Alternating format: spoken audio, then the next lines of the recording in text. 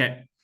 Hi, everyone. This is section 4.1 on exponential functions. Remember that we're going to move back to chapter 4 because we skipped it during the first semester.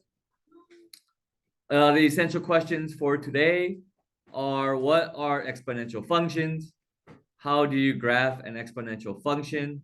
And we're going to review transformations, and hopefully you guys already know what transformations are, so that review would go pretty smoothly. Okay. So this is an exponential function. An exponential function is with the base of a. So if you look at this equation here, a is a number that changes. Okay, it could be 1, it could be not 1, but it could be 2, it could be 1/2.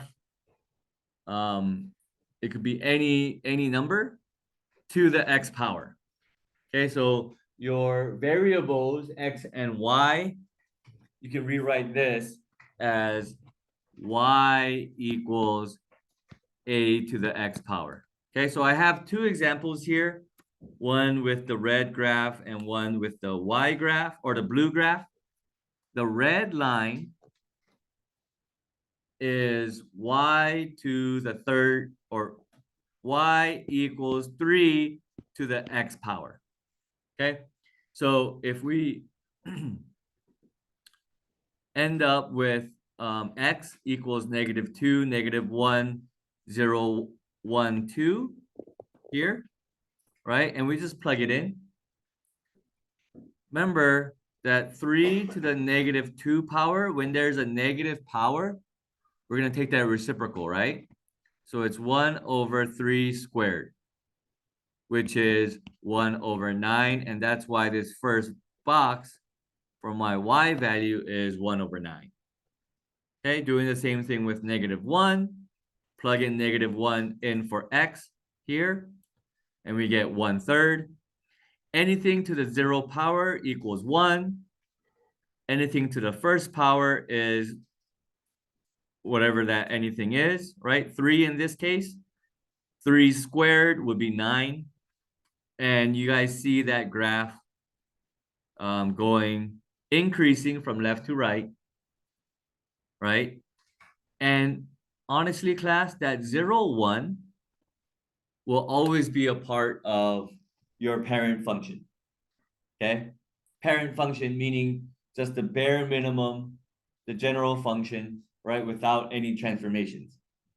Okay, that 0, 1, because anything to the 0 power equals 1 will always be a part of your parent function. Okay, and the other way,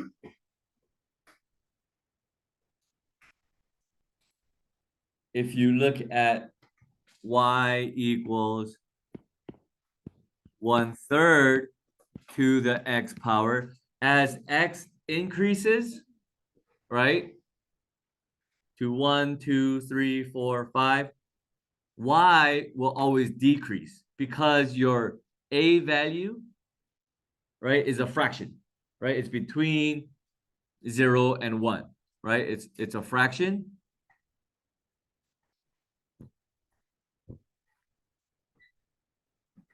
Yeah. So it's a fraction. So as x grows, you're going to see your y eventually decrease. So at -2, this would be 1/3 to the -2 power, right? And 1/3 to the -2 power is 3 squared, right? I took the reciprocal of my base. I got rid of my negative. And 3 squared is 9. That's how I got 9 here. If I do the same thing with -1, 3 to the -1 power, or 1/3 to the -1 power is 3. Anything to the 0 power is 1. 1/3 to the first power is 1/3. 1/3 squared would be 1 over 9. And that's how you get the decreasing function here in blue. Okay? There is a special characteristic here, and that is called an asymptote. There's always going to be an asymptote if you look at the graph at y equals 0. Okay, so there is always going to be like a fence that the graph cannot cross at y equals 0 when we're talking about our parent function. Okay, whatever your base may be, there will always be an asymptote at y equals 0. Okay, because a number, any number, right, where a is greater than 0 and a is not equal to 1, right? Any number to any power is never ever going to be a negative number. Okay, so let's just take a 3 to the negative 1000 power. Okay, off the top of my head, I don't know what 3 to the negative 1000 power is, but I do know if I want to get rid of that negative, then I'm gonna go 1 over 3 to the 1000 power, right? Yeah. And that is just, let's just classify 3 to the 1000 power as a big number. 1 divided by a big number is still going to be a positive number, right? It's still going to be a positive number, correct? Albeit it's going to be very, very, very, very, very, very small, but it's still going to be positive, right? So this graph here, and I'll do it in yellow so you guys can see where I am. This graph here, right, as x goes to be negative, going to negative 1000, right? And it's kind of off the screen, right? You guys can see that it's gonna kind of just ride the wave, ride the fence. It's gonna get really, really, really close to the fence, but it's never gonna cross that fence, right? Or that asymptote. So that's why there's a fence or an asymptote at y equals 0. Okay? The value there is y equals 0. All right? Questions on that?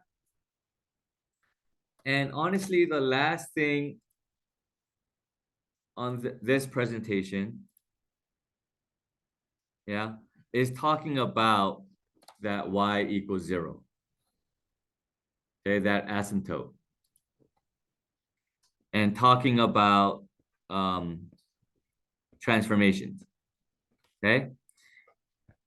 There is an asymptote which I'm drawing in yellow for both of these graphs. Okay. What moves the graph? What moves the asymptote?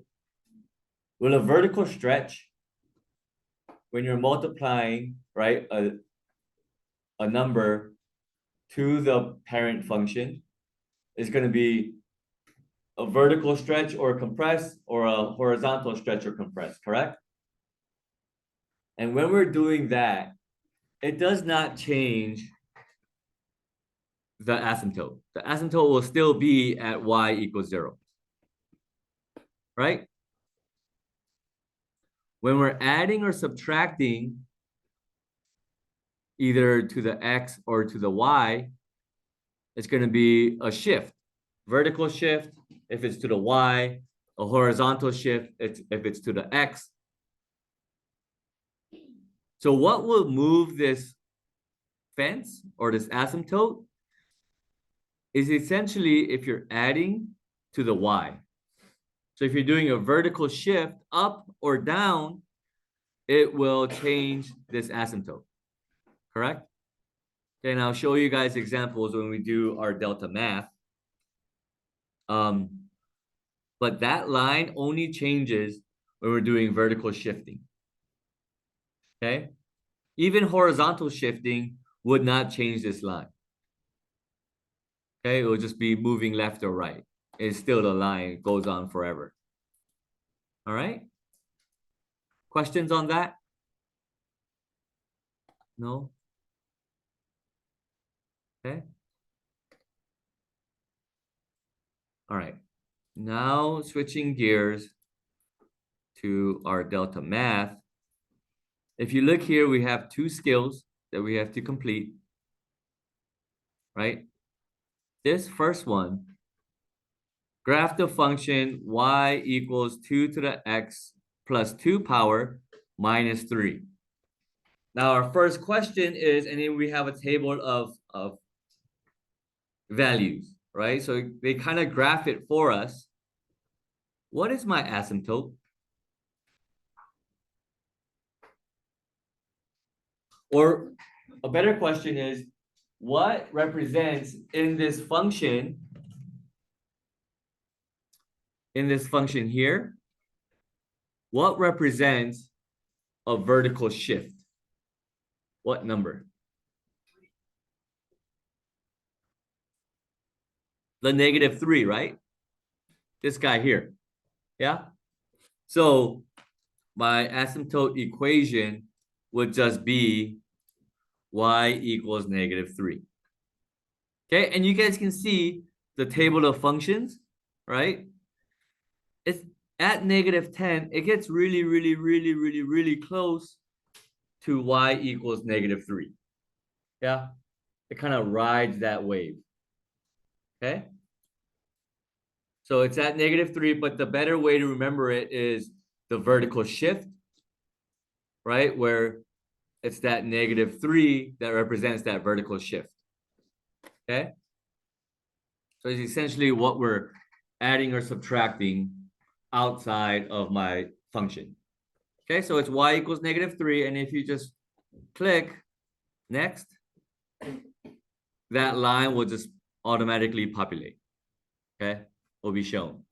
Now we have to plot at least 4 points from the table of values with integer coordinates, okay, to the axis below. So we're just gonna pick 4 points that has integers. Pretty simple. -2, -2. So if I plot that, -2, -2 will be right there, right? -1, -1. I'm just gonna go 1, 2, 3, 4. Okay. -1, -1. Oops. That's not it. That's it, right? -1, -1. 0, 1, 0, 1, and 1, 5. 1, 5. So those are my 4 points that I've chosen. You can choose whatever points that you want. I could go up to, this only goes to -10 and 10 on both directions. So actually, these are the only 4 points you can choose, right? That will fit the window that's provided. Okay? So that's that. Next. So it's just like 4 points that you can choose that will be like more than 0. Next class, this is the hardest part about the delta math. Drawing the curve out. When you start off here above the thing, above the graph, that arrow will show up. You always want that arrow, and it will only show up when you go towards the end of it, end of the graph. Okay, and if you're really close to it, like I am, I have a couple of little shaky parts, but that's fine. Okay, so if you just submit answer, hopefully that's fine. Let's see. Yes. Okay. That's what we do.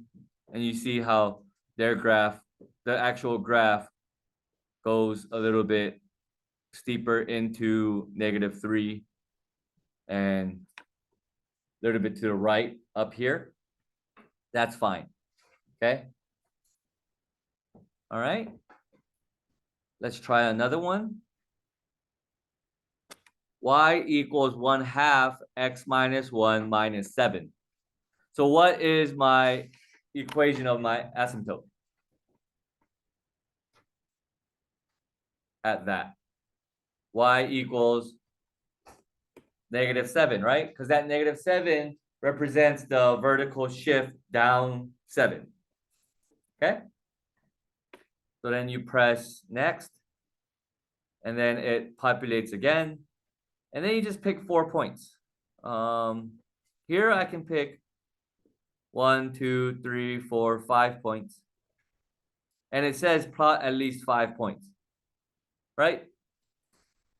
So I'm gonna pick these 5 that I can choose from. -3, 9, -2, 1. So -3, 9.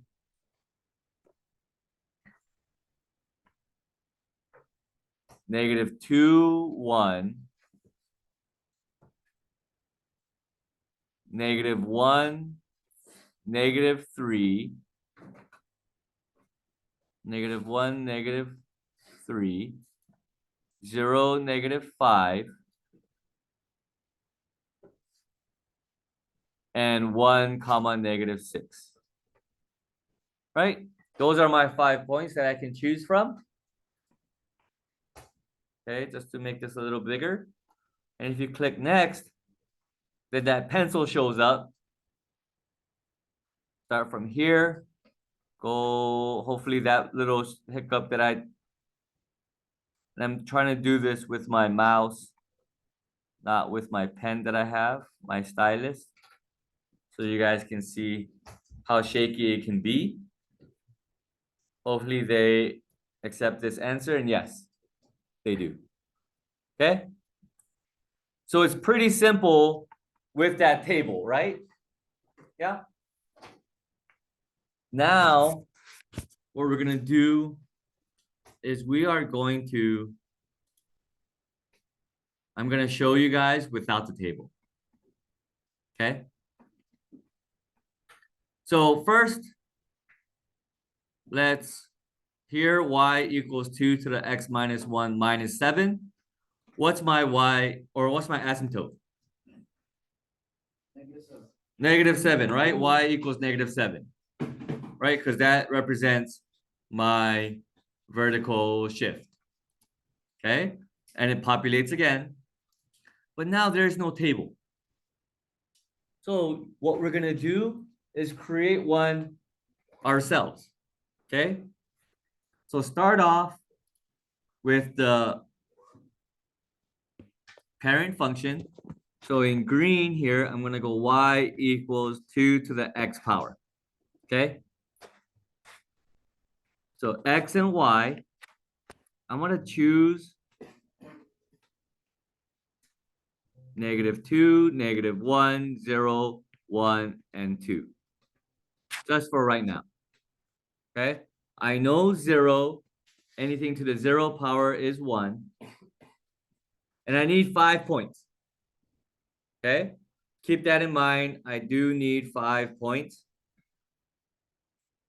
Okay? What is 2 to the -2 power? That's 1/4, correct? Yeah? Because you take the reciprocal of it when it's a negative power. So I know that -1 will not have a y that's an integer. Because I need integers to plot this.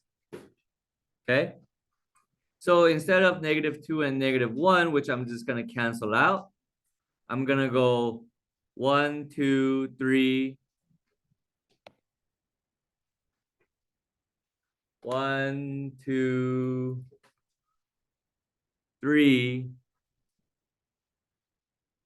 and 4, right? So I have 0, 1, that's my first point. 2 to the first power is 2. 2 to the second power is 4. 2 to the third power is 8. 2 to the fourth power is 16. Yeah. And those are my 5 points that I'm gonna plot. Okay, yes.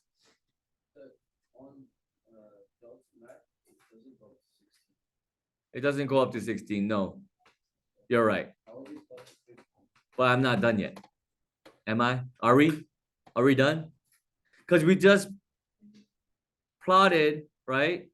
My X, my Y chart right here in green. That represents my parent function. Okay. But this function here, it's this function here, right? Yeah. So I'm gonna do those transformations and see what my X and my Y are. I'm pretty sure it's gonna fit this table. Okay, the graph that's given to me. Okay, so at 0, what are my transformations here? What does this -1 do? Let me do that in another color. What does this -1 do here? X -1. What does that represent? Remember when we're adding or subtracting? It's going to be a shift, right? We're shifting. We're only stretching or compressing when we're multiplying. Okay, so it's a shift and it's to the X. So it's either to the left or to the right. Is it to the left or to the right? Right. To the right by 1, right? That means my X is going to be +1, right? So I'm going to add 1 to my X. And what happens here with the -7? That's a shift. Where? Down 7, right? If it's down 7, that equates to my Y value being subtracted by 7, right? So I'm going to perform these operations to my parent points, to these points here. Okay, so 0 + 1 is 1, 1 + 1 is 2, so 3, 2 + 1 is 3, 3 + 1 is 4, 4 + 1 is 5. Yeah, and then -7, so 1 - 7 is -6, 2 - 7 is -5, 4 - 7 is -3, 8 - 7 is 1, 16 - 7 is 9, right? So now that I got that, I'm gonna erase this because it's on my graph. Okay. Let's erase all of this and just leave that table up there. Okay. So if I move down to the table, I'm going to graph these 5 points, 1, -6,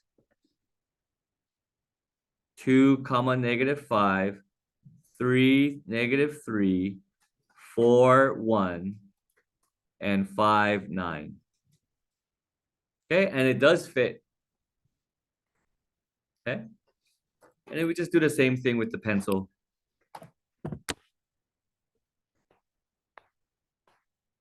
Oh, they might knock me for that for sure, and for this for sure. So I'm just gonna undo.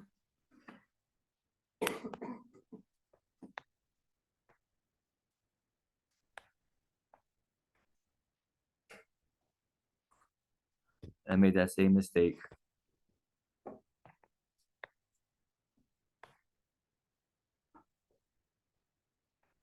Yeah, and keep going until that arrow pops up.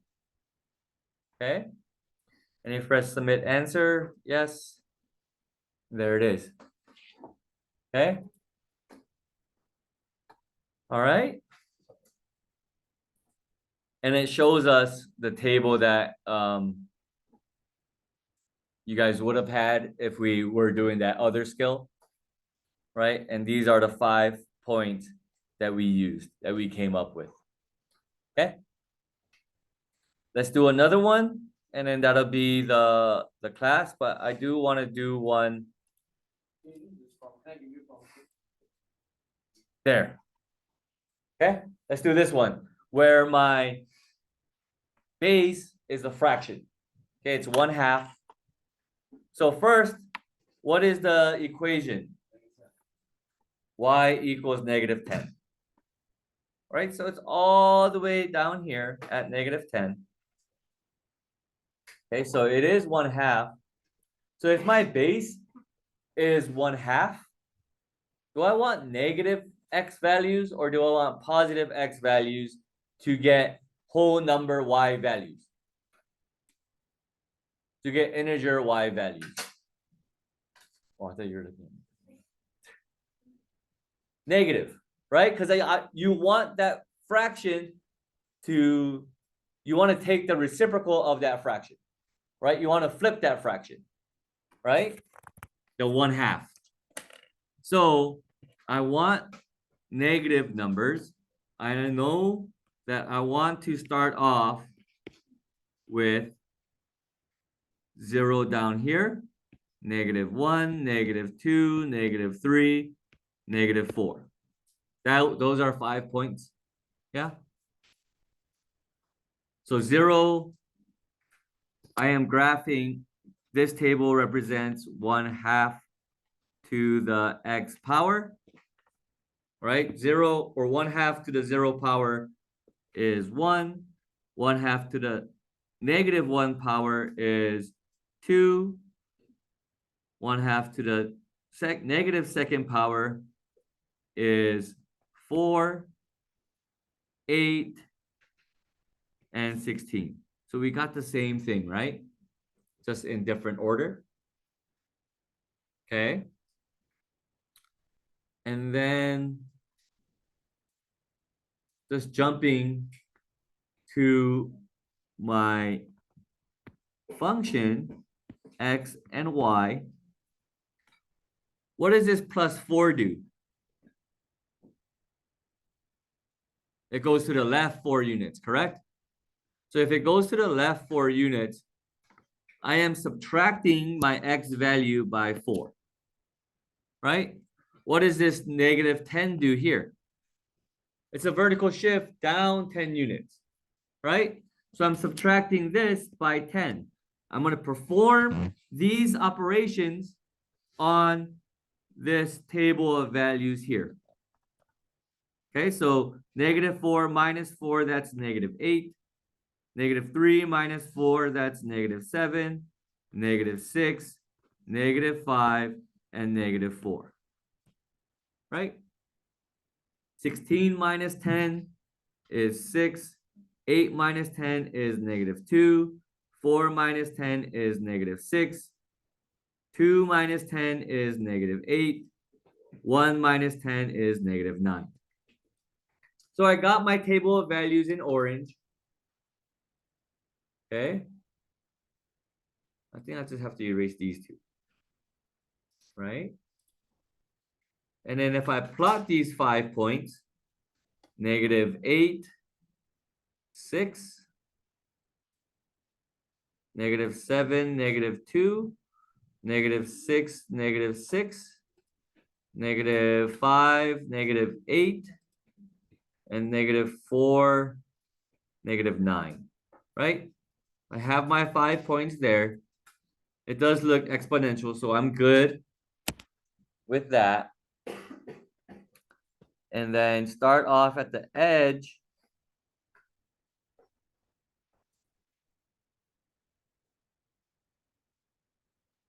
Oh, they're gonna knock me for that. Let me undo that. Well, let me see if this works. This might not work.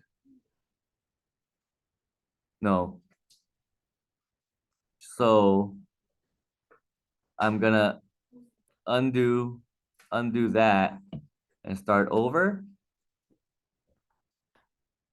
From there, you keep on going and you ride that wave. Okay? You ride the fence. Yeah, and that's the way it works. All right. So I just want to show you guys that you guys can be a little bit off and they'll still give you credit for it. All right. That's the lesson for 4.1. And I'll see you guys on the next one.